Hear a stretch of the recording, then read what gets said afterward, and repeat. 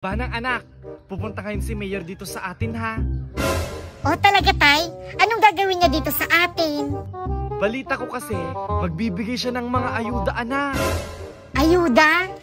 Oo, ayuda. Magbibigay daw siya ng pera, cellphone, grocery, tapos bahay para sa mga mahihirap. Ay hala, ka-perfect naman kapag ganun yun tay. Oo, kaya ayusin mo yung mga sagot mo kapag tinanong ka ni Mayor ha. Oh sige tay, aayusin ko yung mga sagot ko sa kanya. Oh, sige. Tao po. Tao po. Ay banang, andyan na si Mayor. Ha? Sige tay, magiging mayaman na tayo. Magandang araw sa inyo, Tay. At sa dalaga mo po. Ay, magandang araw din po sa inyo, Mayor. Magandang araw po, Mayor. Alam niyo na po ba yung dahilan kung bakit naparito ako sa inyo? Balita ko po nagbibigay daw po kayo ng mga ayuda dito sa ating barangay, Mayor. Tama po kayo, Tay. Talagang nagbibigay po ako ng mga ayuda dito sa ating barangay, lalong-lalo na sa mga taong mahihirap. Eh syempre kasali na kami yan na mabibigyan niyo ng ayuda, di ba Mayor?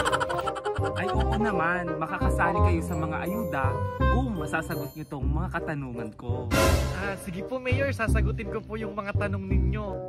Ay Tay, ang gusto ko sanang sumagot sa mga tanong ko is itong anak niyo. Ay sige po, ako na lang po yung sasagot. Oh, ayusin mo yung sagot mo anak ha. Ano ka ba tay? Ako na ang bahala dito.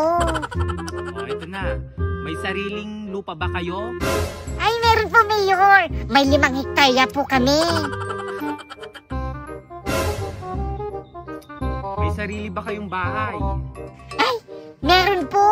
2-story nga po yung bahay namin tapos may aircon pa Mayor, tapos nakatalis pa kami Mayor. May mga alagang hayop ba kayo? Ay, marami po Mayor. Meron nga po kaming alagang 10 baboy, 2 baka, tapos meron pa nga po kaming poultryhan. Tapos meron po kaming 20 kambing po ata yun. Sige po Tay, makakaalis na po ako.